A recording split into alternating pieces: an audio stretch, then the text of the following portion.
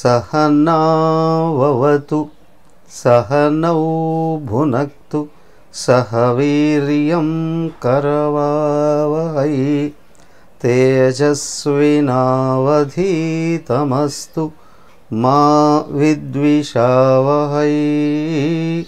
ओम शांति शांति शांतिः।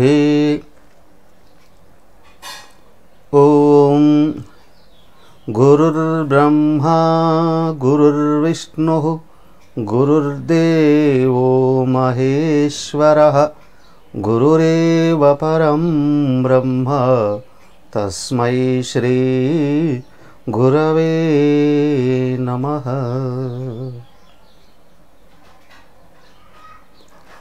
ओम सदाशिवसमारम्भां शंकराचार्यमध्यमाम् अस्मदाचार्यपर्यन्तां वन्दे गुरुपरम्पराम्। हरि ओम्।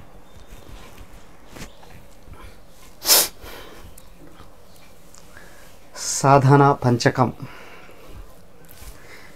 ఇంతకుముందు విన్నవాళ్ళు ఎవరైనా ఉన్నారా? సాధనా పంచకం ఇంతకుముందు విన్నారా మీరు ఎవరైనా?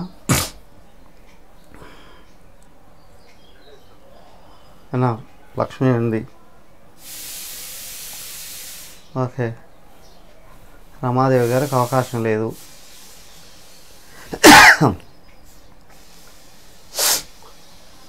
ఓకే,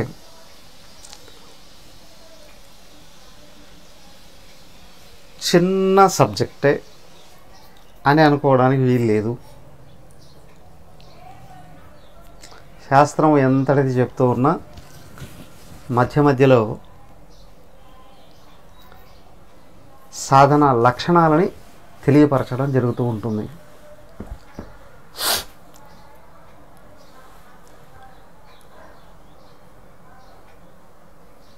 శాస్త్రం ఎంత పెద్దదైనా శాస్త్రం చూపించే విషయం ఒకటే, బ్రహ్మ సత్యం జగన్మిథ్య, జీవ బ్రహ్మ ఏవ నాపరః. భగవంతుడే నిజం, జగత్తంతా నిజంలా కనిపించిన భగవంతుడి కంటే వేరుగా లేనే లేదు. మరి జీవ బ్రహ్మయేవ నాపరః, జీవుడు సాక్షాత్తు పరబ్రహ్మమే అయి ఉన్నాడు. ఇదే అయితే ఇది తెలియాలి అని అంటే అర్హత రావాలండి. ఎలా వస్తుంది అర్హత? ఏమిటి అర్హత అంటే అన్ని చోట్ల చెప్పబడిన విషయం ఒకటే, సాధన చతుష్టయ సంపత్తి. వివేకం, వైరాగ్యం, సమాధి షట్క సంపత్తి, ముముక్షత్వం, ఇవే అన్ని చోట్ల చెప్పబడేది. ఈ 4 లక్షణాలు కానీ ఎక్కడైతే ఉంటాయో వాళ్ళకి ఆత్మతత్వం అనుభవానికి వస్తుందండి. అంతేనా అని అనుకోవడానికి లేదు. చూడండి, వివేకం గురించి ఎన్ని శ్లోకాలు చెప్పిందో, వివేక చూడమని కదా, ఆ పదంతోనే వచ్చేసింది గ్రంథం అంతా. రెండోది వైరాగ్యం. వైరాగ్యాన్ని గురించి ఆయన భర్తృహరి వైరాగ్య శతకం అని రాశాడు. 100 శ్లోకాలు రాశాడు వైరాగ్యాన్ని గురించి. చాలా అద్భుతంగా ఉంటుంది, మీకు దొరికితే చదవండి. భర్తృహరి సుభాషితాలు కొని దాంట్లో వైరాగ్య శతకం 3వ శతకం. వివేక చూడమణిలో కూడా అనేక రకాలుగాను వివరించారు. తర్వాత వస్తే సమాధి షట్క సంపత్తి. మనం చూసాం, శమోదమౌ పరమా అంటూనే దమాన్ని గురించి ఎన్ని లక్షణాలు చెప్పాడు సనత్సుజాతుడు. 18 ఒక 8 26 లక్షణాలు చెప్పాడు ఆయన. దమం అంటే ఇదండి, ఒక్క పదానే దమహ కిం. ఎలా ఉంటుందండి అది? ఇదిగో దమాన్ని గురించి ఎన్ని ఎన్ని ఎన్ని ఎన్ని ఎన్ని నా చెప్పాడు. శమకిం, శమాన్ని గురించి కూడా ఆయన 9 లక్షణాలు, జ్ఞాన లక్షణాలు చెప్పాడే. శమం గురించి కూడా ఆయన రకాలుగా శమాన్ని గురించి శాస్త్రాలు వచ్చేసాయి. అవునా? మరి శ్రద్ధ అంటే ఆహాహా ఇంకెన్నో. సో అలాగ ఒక్కొక్క పదాన్ని గురించే శాస్త్రాలు అనేక రకాలుగా వివరించాయి. నేను చివరికి వచ్చేటప్పుడు సంక్షిప్తంగా తీసుకొని సాధన చతుష్టయ సంపత్తి అండి. అలాగే ఇక్కడ కూడా ఏంటి అంటే ఈ 40 లక్షణాలు 5 శ్లోకాలని చక్కగా అర్థం చేసుకోగలిగేటట్లయితే శాస్త్రం అంతా అర్థమవుతుందండి. శాస్త్రం అంతా ఒక చోటికి తీసుకురాబడుతుందండి. లోపల ఉన్న అనంతమైన ఆత్మ తనను ఆవిష్కరించుకుంటుందండి.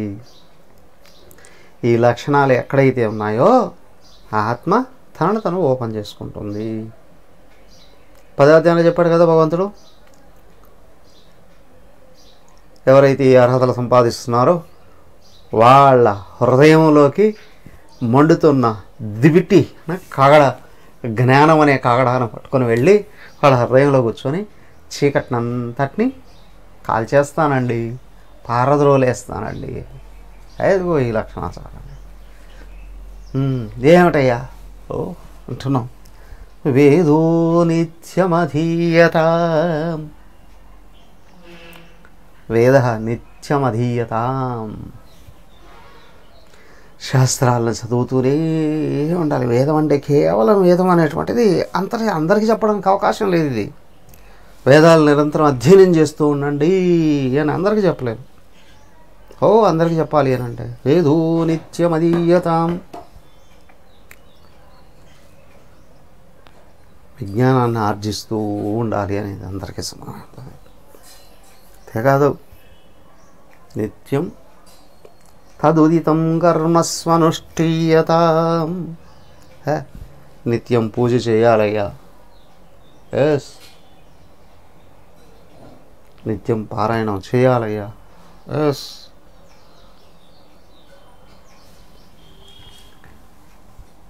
చేయాలి అన్నా కొంతమందికి ఓపిక ఉండదు కదా. ఎందుకు ఉండదు? అర్హత లేదు కాబట్టి. ఏం అర్హత లేదు? మనసు నిరంతరం అలజడితో కూడింది కాబట్టి. అందుకే అండి మేము చేయలేమా? నీకు అది పోవాలంటేనే ఇది చేయాలి.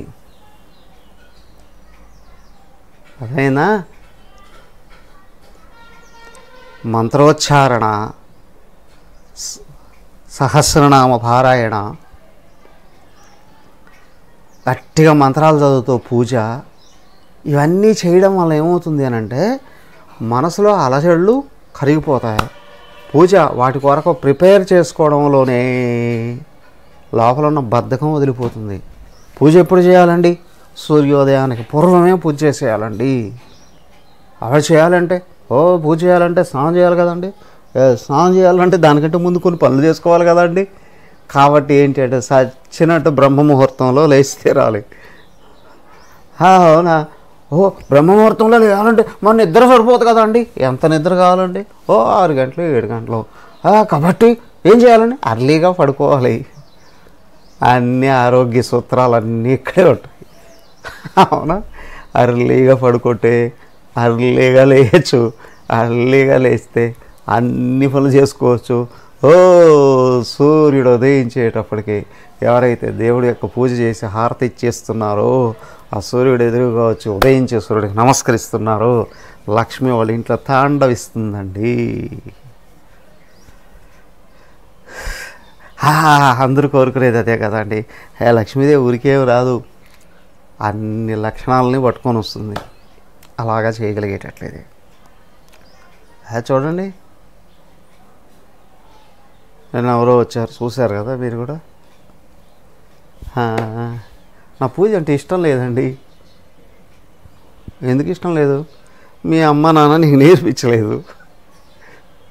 అవునా? నువ్వు చిన్నప్పుడు వాళ్ళు కానీ చేస్తూ ఉంటే నువ్వు కూడా నేర్చుకున్నట్టుంటాడు. ఎందుకు నేర్పించలేదు? పాపం వాళ్ళకు కూడా తెలియదు. అవునా? వాళ్ళకు కూడా తెలియదు కాబట్టి వాళ్ళు కూడా నేర్పించలేదు. మరి ఇప్పుడు నువ్వేం చేస్తావు?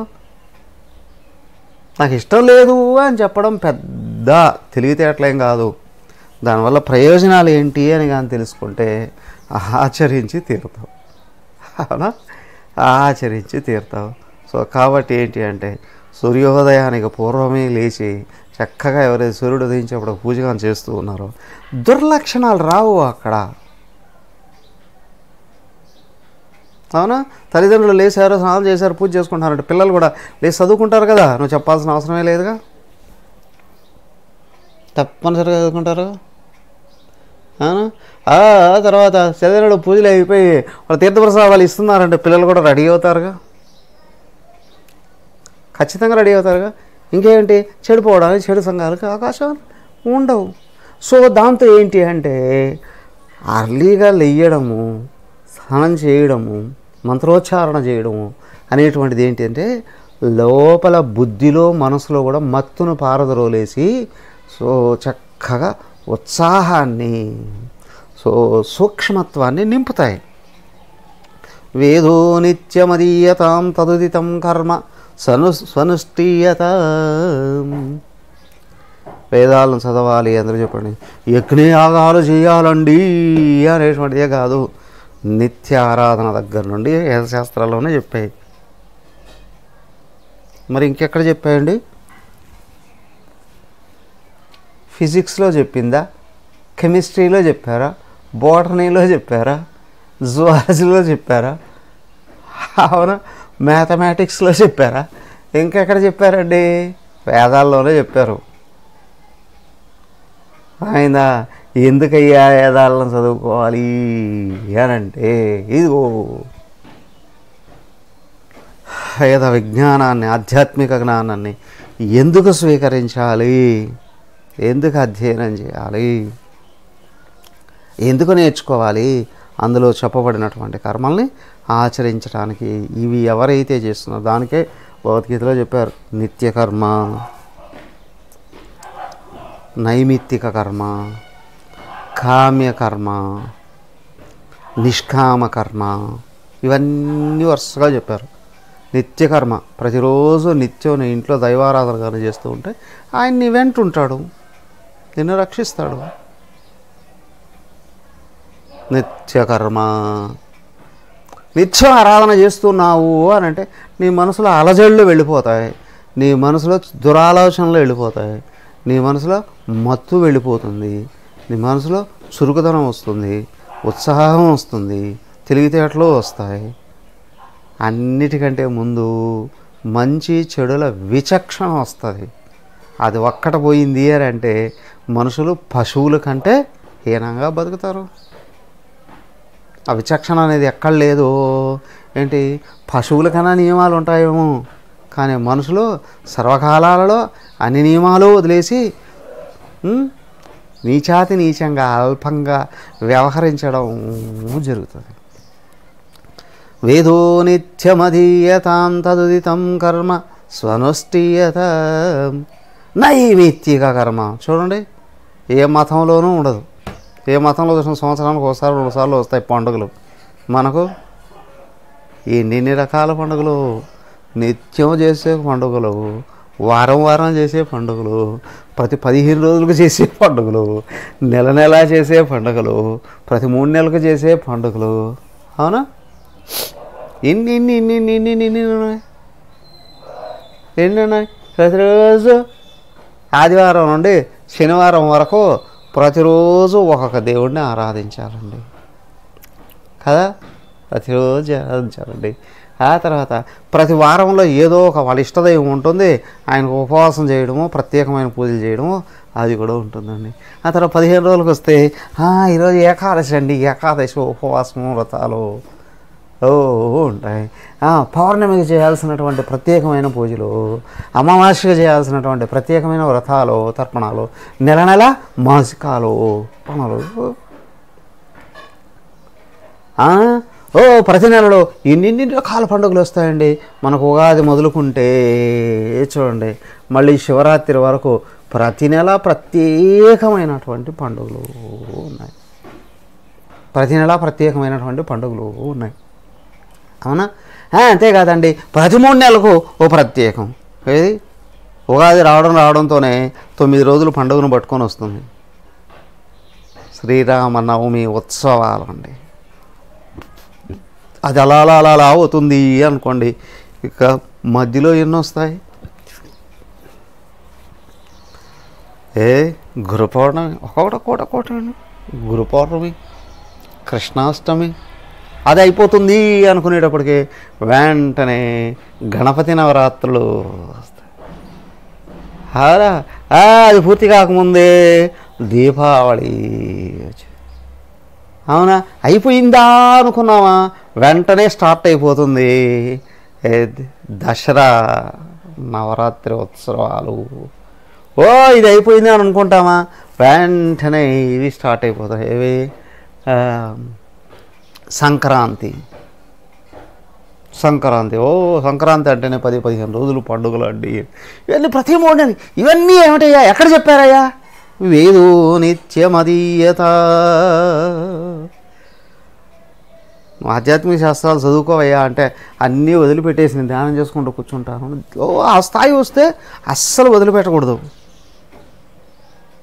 అవునా? నిత్యం ధ్యానం చేసుకోడే శక్తి నీకు వచ్చిందంటే అంతకంటే గొప్ప ఈ ప్రపంచంలో ఇంకేది ఉందయ్యా. సో అది రావాలి అంటే ఇదిగో ఇవన్నీ క్రమంగా ఒక్కొక్కటి ఇవన్నీ వేదాల్లో చెప్పినట్టువే కదా. తదుదితం కర్మస్వనుష్ఠీయత. ఎవరికి వేదాల యందు భక్తి ఉందో, వేదాలను గురించి కొంచెమైనా తెలిసి ఉందో, ఆధ్యాత్మిక ఆసక్తి ఉందో, అదిగో వాళ్ళే ఇవన్నీ ఆచరిస్తారు. అవునా? ఇవన్నీ చేయాలా లేదా? చేసుకుంటూ వెళ్ళే కొద్ది ఏమవుతుందంటే జీవితంలో పెద్ద గొప్ప ఏమి బయటికి ఆర్భాటాలు కనిపించకపోవచ్చు, కానీ వాళ్ళు అత్యంత గొప్ప జీవితం జీవిస్తూ ఉంటారు. ఏంటి? ప్రశాంతంగా జీవిస్తూ ఉంటారు. ఎలాంటి అలజడులు వచ్చినా, అశాంతులు వచ్చినా తొణకరు. అన్నిటికంటే ముఖ్యమైనది ఏంటి తెలుసా? అలాంటి జీవితంలో ఇళ్లల్లో పుట్టినవాడు ఉన్నాడే, ఇల్లునంతటినీ ప్రేమిస్తాడు, తల్లిదండ్రులని గౌరవిస్తాడు, భార్య పిల్లల్ని ప్రేమిస్తాడు, స్నేహితుల్ని స్నేహంగా చూసుకుంటాడు, కుటుంబ వ్యవస్థను అంతటినీ కూడా క్రమబద్ధంగా నడిపించుకుంటాడు, దేవతలను ఆరాధించే శక్తిని పొందుతాడు, సజ్జనులను ఆరాధించి క్రమశిక్షణ నేర్చుకుంటాడు, మహాత్ముల్ని ఆశ్రయించి జీవిత పరమలక్ష్యాన్ని గురించి అధ్యయనం చేస్తాడు. అన్నిటికంటే ముందు జీవితం ఒక క్రమపద్ధతిలో నడుపుకుంటూ ఒడిదుడుకులకు లోనుగానే ఇవ్వకుండా, ఎలాంటి సమస్యలు వచ్చినా మా గురువులు ఉన్నారు, మాకు భగవంతుడు ఉన్నాడు తోడు, వాళ్ళు రక్షిస్తారు, వాళ్ళు శక్తిని ఇస్తారు, వాళ్ళు ముందుకు తీసుకెళ్తారు, ధీమాతో నడుస్తాడు. అందుకే అన్నారు తినీశస్య విధీయత. అదిగో పని చేసే ముందు దేవుని తెలుసుకో, పని చేసేటప్పుడు దేవుని తెలుసుకో, పని అయిపోయిన తర్వాత దేవుని తెలుసుకో. భగవంతుడా నువ్వు ఇచ్చే శక్తితోనే నేను నడుస్తూ ఉన్నా, గుర్తుంచుకో. భగవంతుడా నాకు శక్తిని తగ్గించకు.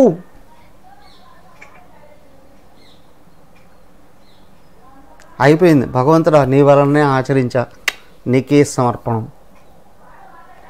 ఇలాగా ఇష్టం ఉన్నా లేకపోయినా బలవంతంగా అయినా సరే ఇలాగ అంటూ వస్తే క్రమంగా తెలుస్తుంది ఏంటి,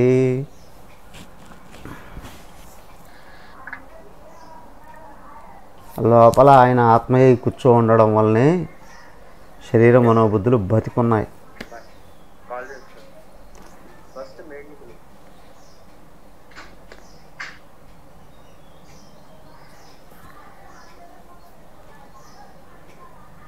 అవునా? ఆయన లోపల కూర్చొని ఉండడం వలననే ఇంద్రియాలు అనేటివి కనిపిస్తున్నాయి. అవునా కాదా? భగవంతుడు కూర్చోండి. కన్ను అంటే ఏంటి? ఒట్టి గుడ్డేనా? కంటి నుండి చూపు ఆత్మశక్తేనా? చెవి నుండి వినికిడి శక్తి ఆత్మయక శక్తేనా? ఆత్మేనా? వాసన చూసే శక్తి అయినా, రుచి చూసే శక్తి అయినా, కాళ్ళు కదులుతూ ఉన్నా, చేతులు కదులుతూ ఉన్నా, ఏ చూసినా క్రమంగా ఏమవుతుందంటే లోపల పరిపక్వత ఏర్పడుతుంది అని అంటే మొదట ఆయన ఉండడం వల్ల మనం పుట్టామండి. ఆయన ఉండడం వల్ల మనకు శక్తి వస్తుందండి. ఆయన ఉండడం వల్ల మనకు తెలివితేటలు వస్తున్నాయండి. ఆయన ఉండడం వల్ల నేను అనేది ఉందండి. ఆయన ఉండడం నేను ఉండడం రెండు ఎక్కడయ్యా? ఆయనే నేనుగా ఉన్నా. కాబట్టి ఏమన్నారు? ఆయన మీద ప్రేమ పెంచుకో.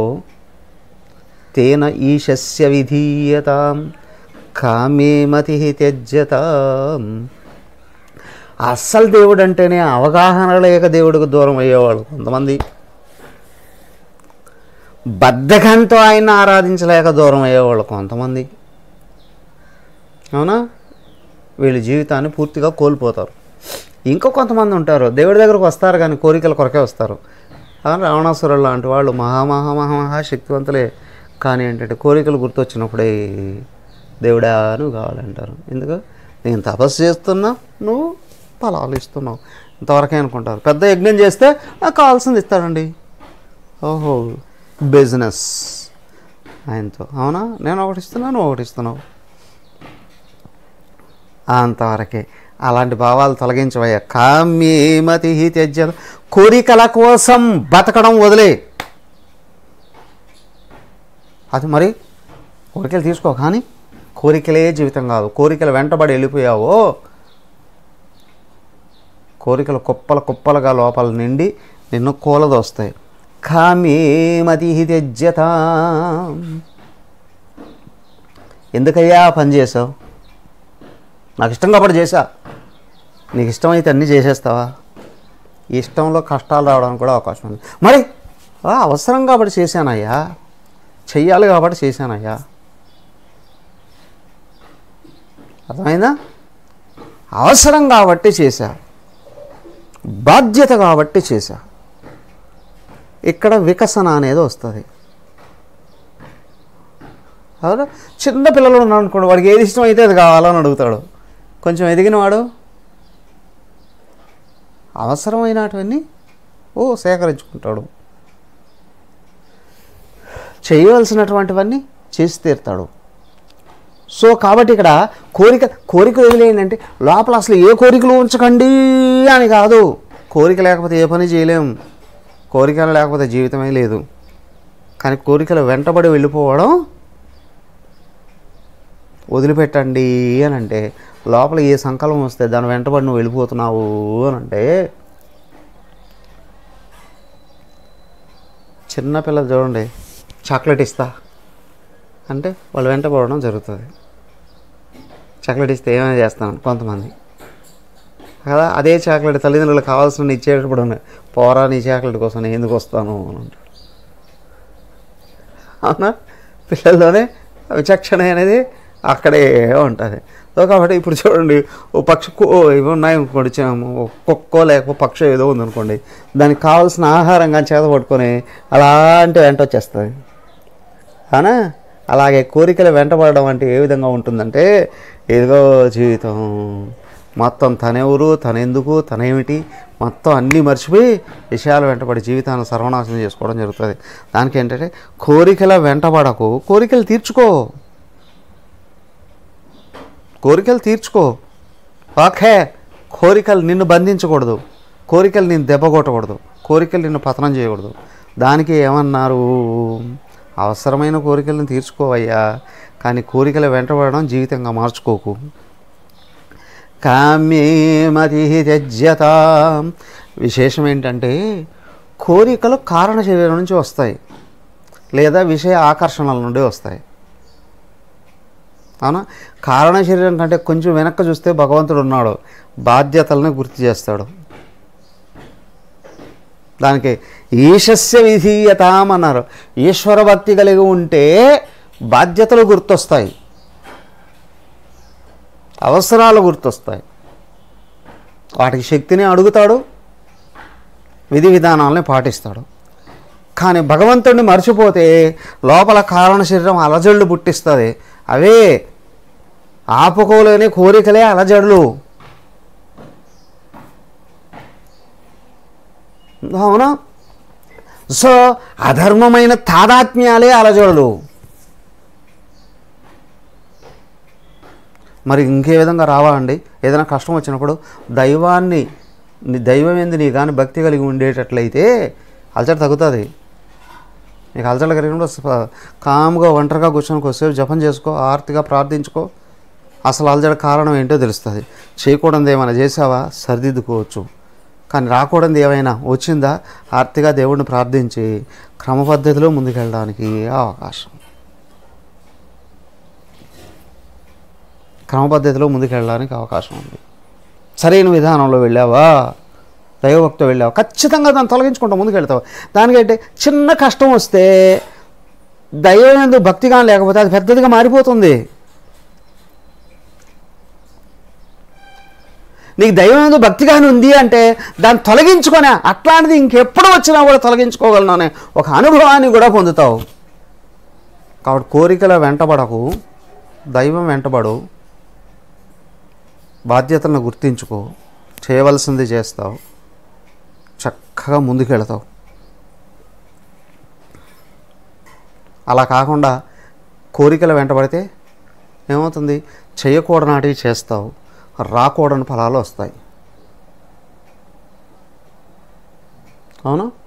దానికేనా పాపౌఘ పరిధూయత, పాపాలని పూర్తిగా తొలగించి వేసే. పరిధూయత, పూర్తిగా తొలగించే పాపాలు. ఓకే, సరే. పాపం అంటే ఏంటండి? జనరల్గా ఏమనుకుంటాం పాపం అంటే?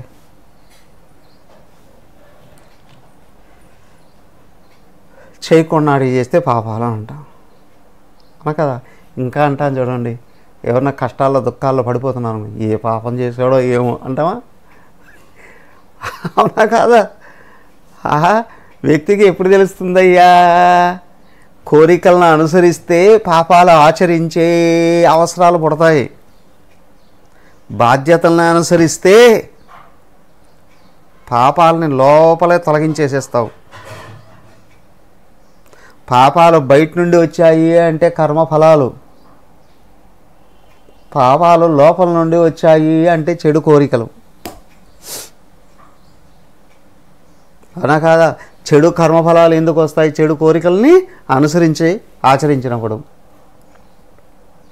జనరల్గా దేవుడిని తిట్టిపోస్తారు ఇష్టం లేని ఫలాలు వచ్చినప్పుడు.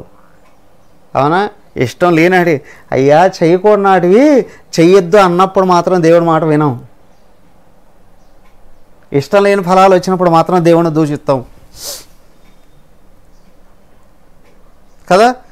బ్రహ్మదేవుని తిడతారు, అయ్యయ్యో బ్రహ్మయ్యా నాకు ఇష్టమైన ఫలాలు ఎందుకు ఇచ్చావయ్యా?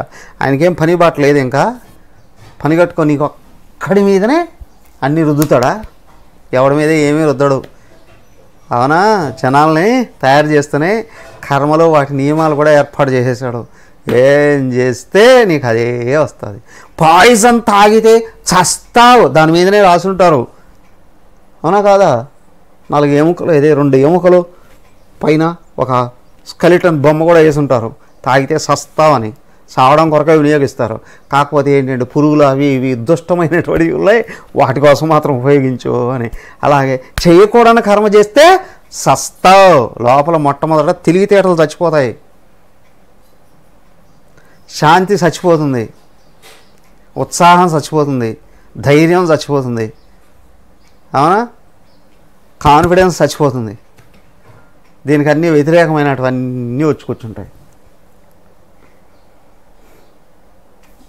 వ్యతిరేకమైనటువన్నీ వచ్చి కూర్చుంటాయి.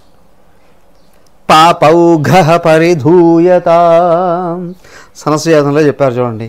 ధమాన్ని అనుసరిస్తే ఏ లక్షణాలన్నీ వస్తాయి అని అన్నారు. దాన్ని వ్యతిరేకిస్తే ఏ దుర్మార్గమైన లక్షణాలన్నీ వస్తాయి అని అన్నారు. అవునా కదా? జనరల్గా అనుకుంటాం కదా, దుర్మార్గుడు వాడు ఎన్ని రకాల పాపాలు చేస్తున్నా దేవుడు కూడా అట్లాగే చూస్తూ ఉన్నాడు అని. ముఖ్యమంత్రి అయ్యాడు అని అనుకోండి, కష్టపడే ముఖ్యమంత్రి అయ్యాడు, మంచి పనులు చేస్తూ పోతే జనాలందరూ కూడా వాడు వెంట ఉంటారు, ఊడుతుంటారు. అవునా కదా? చెడు పనులు చేస్తే పోతే అప్పుడు కూడా వాడు వెంట ఉంటారు, ఇంకొక రకం వాడిని ఇంకా ఎగదోస్తారు.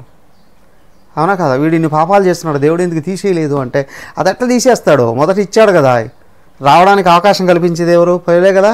5 ఏళ్ళు ఉన్నాడు అని అనుకోండి, 5 ఏళ్ళ తర్వాత అవకాశం వస్తుంది. ఈ 5 ఏళ్ళు వాడు ముందు పెట్టుబడి పెట్టాడు, వచ్చేసాడు, వాడు ఏం చేసినా భరించి తీరాల్సిందే, భగవంతుడు కూడా భరించి తీరాల్సిందే ఒక్కోసారి. ఈ లోపల వాళ్ళ పుణ్యఫలాలన్నీ వెళ్ళిపోతాయి. అవునా? వాడి టర్మ్ కూడా అయిపోతుంది. అవునా? వాడు వెంట ఉంటారు, దుష్టులైన వాళ్ళందరూ వెంట ఉంటారు, వాడిని ఇంకా ఇంకా ఇంకా వేగంగా కూలిపోవడానికి సహకరిస్తారు దుర్మార్గులందరూ కూడా. పాపౌఘ పరిధూయత. 5 ఏళ్ళలో వాడు చేసినటువన్నీ ఒక 10 ఏళ్ళలో 50 ఏళ్ళలో అనుభవించడానికి కావాల్సినటువన్నీ తయారవుతాయి. దానికి చూడండి, పక్కనే పెట్టాడు, కామ్యే మతి త్యజ్యతాం పాపౌఘ పరిధూయతాం. కామ్యే మతికి పైన చూడండి, తేనేశస్య విధీయతాం అన్నారు. పైకి పోతూ ఉంటే అయ్యా ఈశ్వరార్పణ భావనతో అనుసరిస్తావా, ఆయన రక్షిస్తాడు. ఈశ్వరార్పణ భావన కర్మలు అంటే ఏంటి? వేదాలలో చెప్పబడ్డాయి. క్రమంగా పైకి వెళ్ళే విధానం. అలా కాదు, ఈశ్వరుణ్ణి వదిలేసావా, దైవార్పణ భావన వదిలేసావు అంటే కోరికలను అనుసరిస్తున్నావు. కోరికలను అనుసరిస్తున్నావు అంటే పాపాలలో పడిపోవడానికి అవకాశం ఉంది. కోరికల విషయ ఆకర్షణల వలన వస్తాయి. కోరికలు వాసనల నుండి వస్తాయి. ఆకర్షణలలో పడి ధర్మాలను మర్చిపోయావు, దేవుణ్ణి మర్చిపోయావు. కర్మ నియమము దాన్ని ఆచరింపచేసేవాడు ఈశ్వరుడు. అవునా? విభూతి యోగము అని 2 అన్నాడు కదా. ఆయన మహత్తు, ఆయన నిర్వహించే కర్మ నియమం 2 ఆయనే కదా. నువ్వు ఏది పట్టుకుంటే అదే నీకు వస్తుంది. పాపౌఘ పరిధూయత, పాప అఘ పరిధూయత, దూరంగా తొలగించేసే. ఉండకూడని కోరికలను ఉంచుకోవడం, తీర్చుకోకూడని కోరికల్ని తీర్చుకోవడం, పాపాలను అనుసరించడం. లోపల నుండి వస్తే వాటిని అనుసరిస్తే పాప కోరికలను అనుసరించడం. బయట నుండి వస్తున్నాయంటే సంపదల మీద భోగాల మీద కదా. సంపదల అధికారం కావచ్చు, ఐశ్వర్యం కావచ్చు, భోగాలు వస్తు సకరణ కావచ్చు, వాటిని అనుభవించడం కావచ్చు. పాపం. సో ఏది ఏమైనప్పటికీ కూడా అధర్మబద్ధమైన కోరిక, వ్యవహారం 2 పాపమే. దానివల్ల కలిగేటువంటిది ఇష్టం లేని ఫలం, నిరంతర దుఃఖాలు. ఇవి బయట కనిపిస్తాయి, కానీ లోపల వ్యక్తి కంప్లీట్గా అంటారు చూడండి, పంటలకు అప్పుడప్పుడు వేరు తెగులు అని వస్తుంది, గడ్డ తెగులు అని వస్తుంది. పసుపు ఉంటుంది, అరటి ఉంటుంది, వాటికి గడ్డ తెగులు అని వస్తుంది. కొన్ని మొక్కలకి వేరు తెగులు అని వస్తుంది. ఏంటంటే లోపల చెడిపోతాయి ముందు, తర్వాత కూలిపోతాయి. అలాగే పాప సంస్కారాలు ఉన్నాయి, లోపల వేర్లు గుణాలను పాడు చేసేస్తాయి. వ్యక్తి ఒకేసారి కూలిపోతాడు. గుణాలు బలమైతే అంటే సాత్వికమైన ఉత్తమమైన గుణాలుగా తయారైతే, ఉత్తమమైన లక్షణాలను పెంచుకుంటే బయట కష్టాలు పడుతూ ఉన్నప్పటికి కూడా ఒకరోజు అన్నిటినీ దాటేస్తావు ఖచ్చితంగా. సో పాపౌఘ పరిధూయతాం. 1 లోపల బయట 2 విధాల చెడు కర్మలు చెయ్యకు, చెడు కోరికలు కోరుకోకు, చెడు సంబంధాలు పెట్టుకోకు. 3 జాగ్రత్త పడాలి. పాపౌఘ పరిధూయతాం. బాగుపడాలి అనుకుంటే 1 పదే దుఃఖాల్లో పడిపోకు, నిరుత్సాహంలో పడిపోకు. దేవుడి యందు పరిపూర్ణమైన భక్తిని కలిగి విధి విధానములో నడుచుకో, పైకి పోతాం. పాపౌఘ పరిధూయతాం భవసుఖే దోష అనుసంధీయతాం. భవసుఖే దోష, భవసుఖములో దోషాలని నిరంతరం గుర్తుపెట్టుకొని తొలగించుకోండి. భవసుఖం అంటే సంసార సుఖం అండి. అంటే ఏంటంటే ప్రపంచంలోకి వెళ్ళి ఏం భోగాలు అనుభవించకూడదా అని ఎవరన్నారయ్యా? ధర్మం కాని వాటిని పట్టుకోకు, ధర్మం కాని వాటిని అనుసరించుకో. క్రమంగా ధర్మాన్ని నువ్వు గాను అనుసరిస్తే తెలుస్తుంది ఏంటి అని అంటే, ఒక వ్యక్తి ఎక్కడ ఉన్నా, ఏ ఆశ్రమమైన, బ్రహ్మచర్యమైన, గృహస్థమైన, వానప్రస్థమైన, సన్యాసమైన, ఆయా ధర్మాలని అనుసరిస్తూ వస్తే దుఃఖాలలో పడకుండా ఉంటాడు. కానీ దేహానికి విషయాలు అవసరాలే కానీ దేహానికి విషయాలు సుఖాలను ఇవ్వలేవు.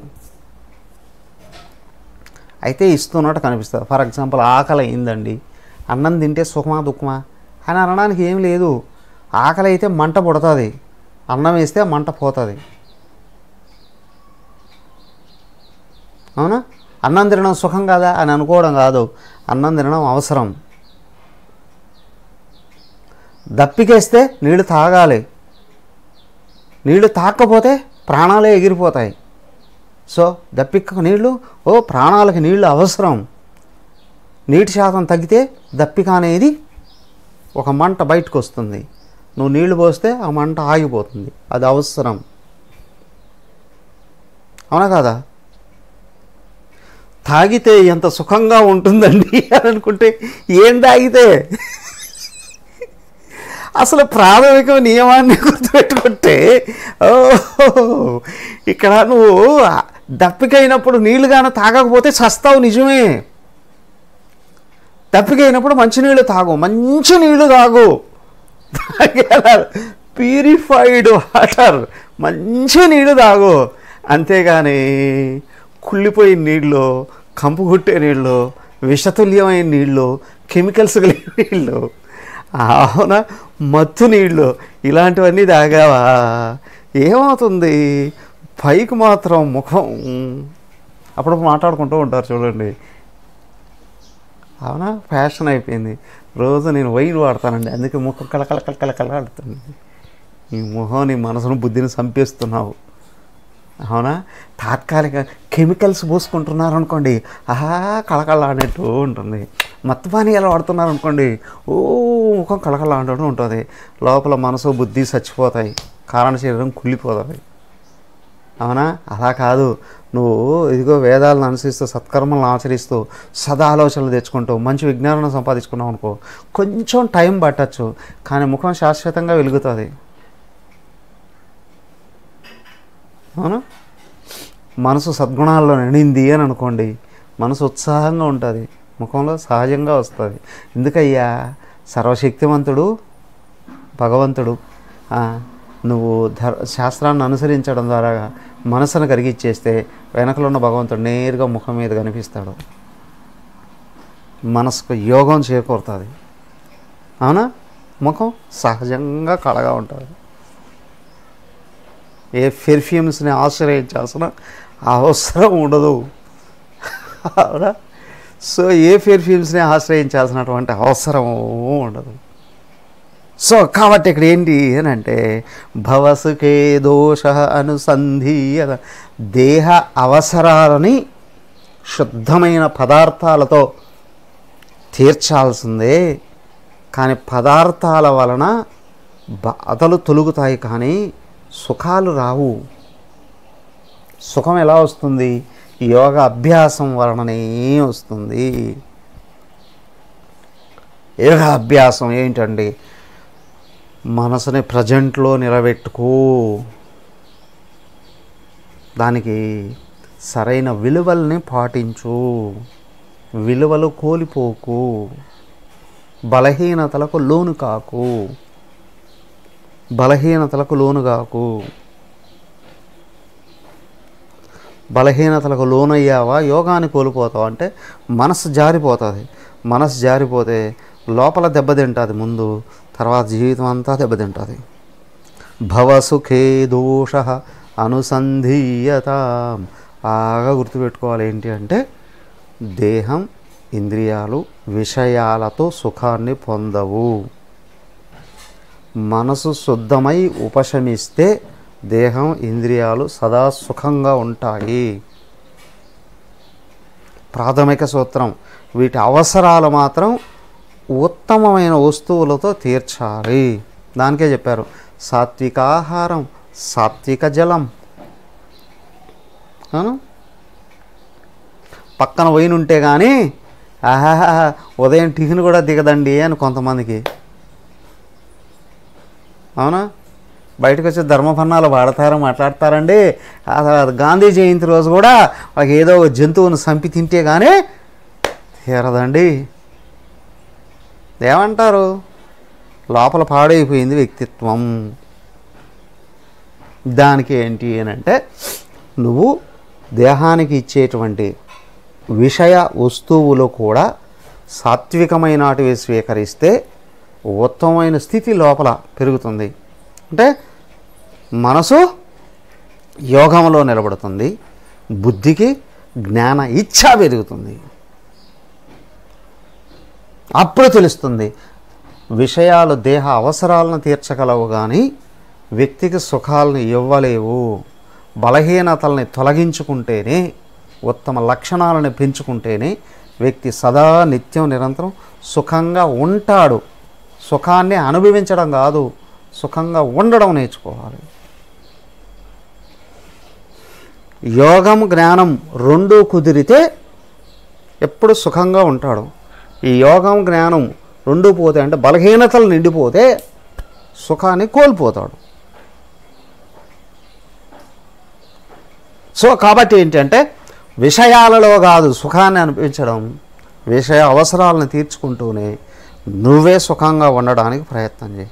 అదట్లా అండి. దానికైనా ఆత్మేచ్ఛ వ్యవసీయత. నీ యందు నీకు ఇష్టం పెంచుకోవయ్యా.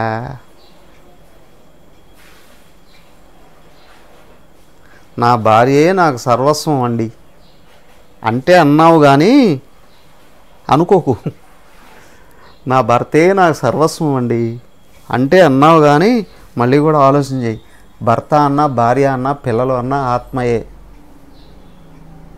నీకు నిజంగా నీ ఆత్మ యందు కానీ నీ నిజస్వరూపం యందు నీకు ఇచ్ఛ కలిగిందా, నిష్ట కుదిరిందా, అప్పుడు భర్త దైవంలాగా కనిపిస్తాడు. అనుకోవడం కాదు,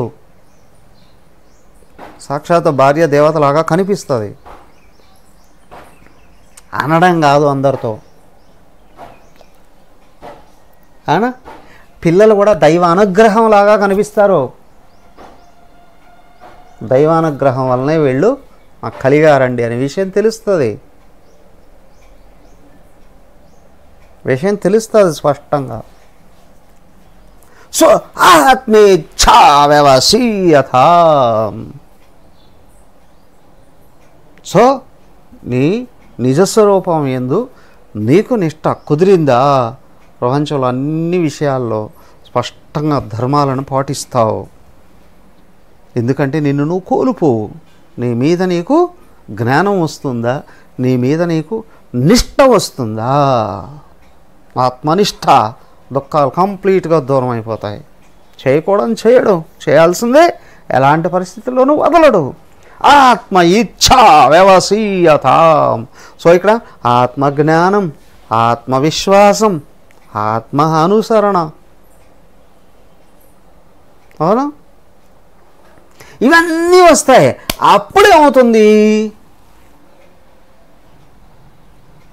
ఇన్ని రోజులు చేసినటువన్నీ ఫలిస్తున్నాయండి అనే విషయం స్పష్టంగా తెలుస్తుంది.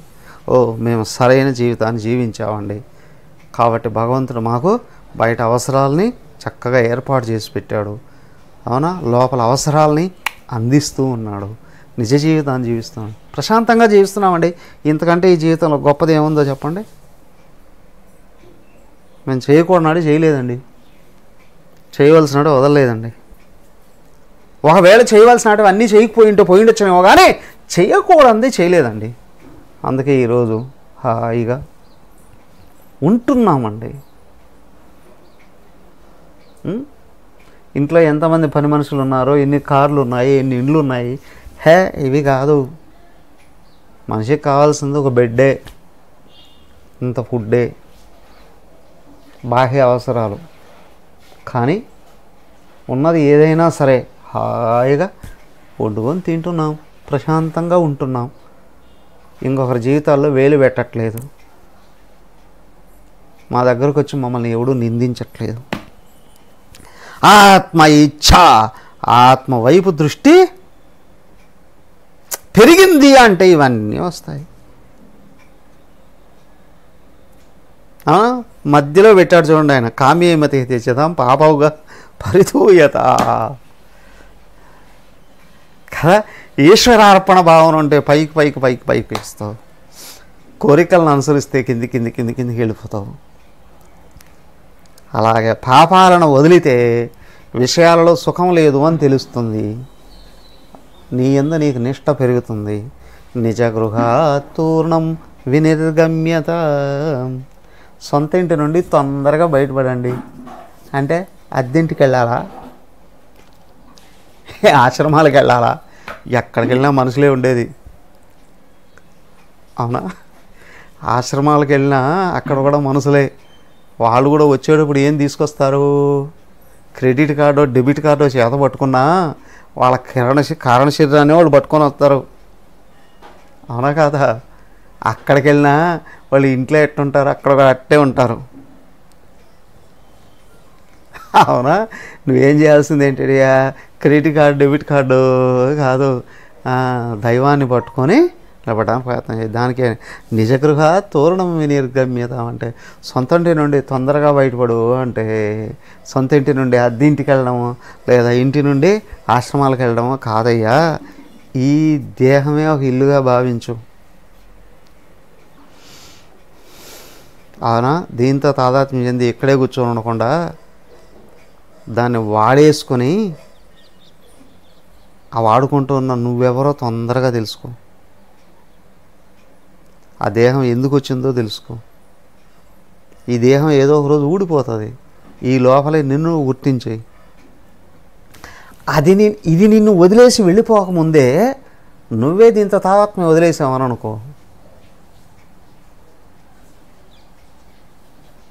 మహారాజ్ అని లోకం అంతా పిలుస్తుంది,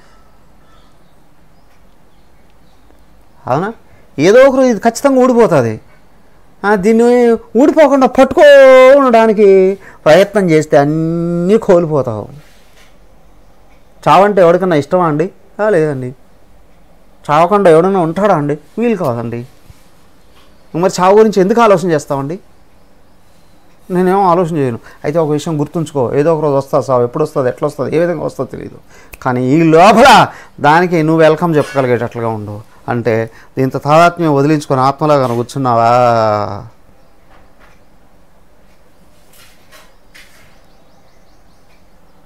ఏం చేస్తావు అప్పుడు? ఇక వద్దయ్యా ఇది అంటావు. అన్నమయ్య ఏమన్నాడు? అయ్యా వద్దయ్యా ఇది తీసేవయ్యా అన్నాడు. మంజునాథుడు సినిమా చూసుంటారుగా, ఆయన వెల్కమ్ చెప్పాడు, స్వాగతం అయ్యా ఓ యమరాజా, అవునా? వెల్కమ్ వెల్కమ్ మై డియర్ యమా, అవునా? ఎవరైతే తను గుర్తించారో దేహం ఊడిపోకముందే, ఇది ఒక అడ్డు ఉందండి, పాత బట్ట ఊడిపోని అనుకుంటారు, ముందే రెడీ అయిపోతారు. నిజగృహ తోరణం వినిర్గమ్యత, ఈ దేహంలో కూర్చుంటే దీని పరిమితులు నేను అనుభవించాలి, ఇది ఊడిపోతే అనంతుడిగా మారిపోతానండి అని ఎప్పుడు తెలుస్తుంది? ఆత్మేచ్ఛ వ్యవసీయతాం నిజగృహ తోరణం వినిర్గమ్యత. నీకు గాన ఆత్మ ఇచ్ఛ పెరిగి, ఆత్మ అనుసరణ పెరిగి, ఆత్మను గాని అనుసరిస్తూ ముందుకు వస్తున్నావా,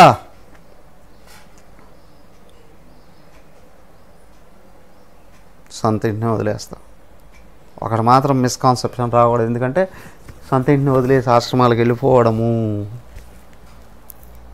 చిన్నప్పుడే ముక్తికాంక్ష కలిగితే ఇక మళ్ళీ గృహస్థాశ్రమంలో పడకుండా బయటపడచ్చు. లేదండి ఇంట్లో ఉంటే అన్ని బాధ్యతలు అవి ఇవి ఉన్నాయి, కొద్ది రోజులైన దానిగా గురుదేవుడు ఏమన్నాడు తెలుసా?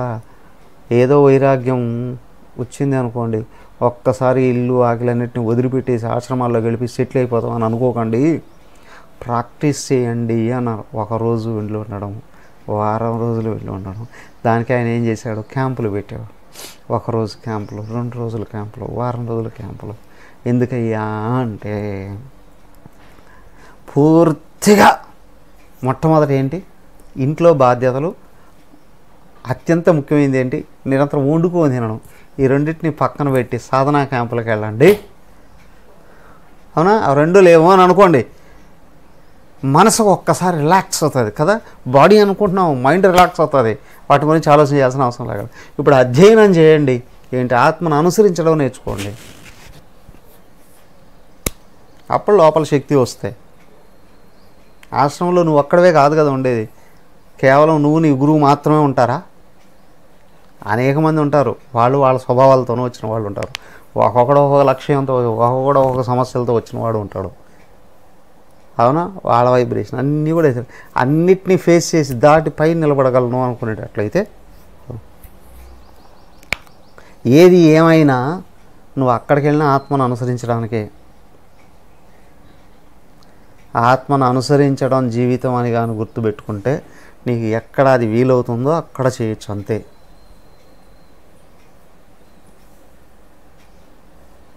ఒక చోటుకి వెళితే వస్తుంది అని కాదు.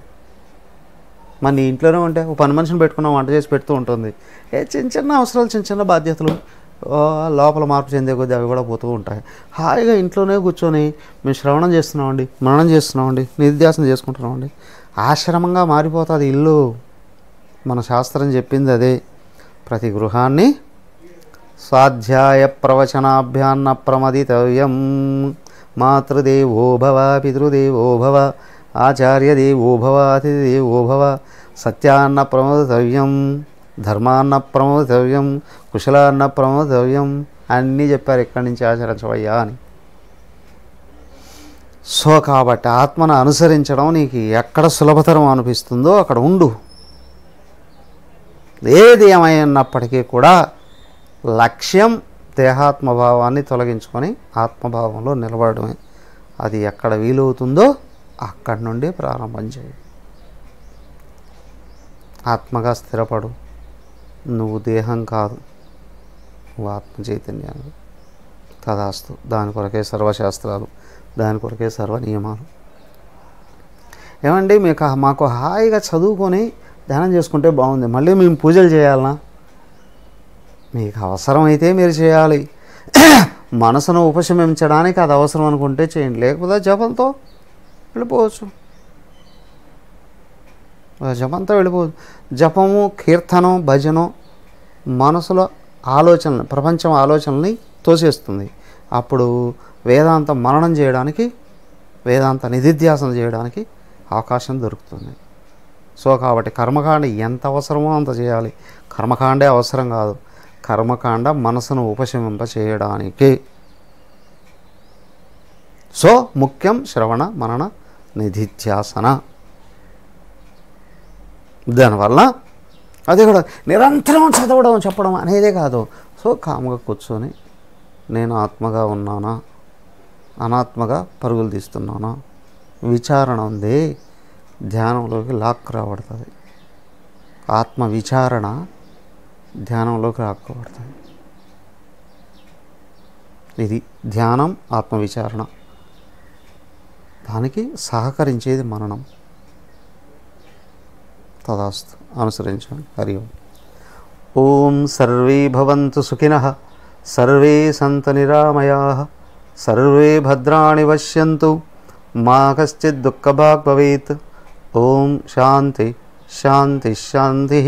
హరి ఓం. శ్రీ గురుభ్యో నమః. హరి ఓం.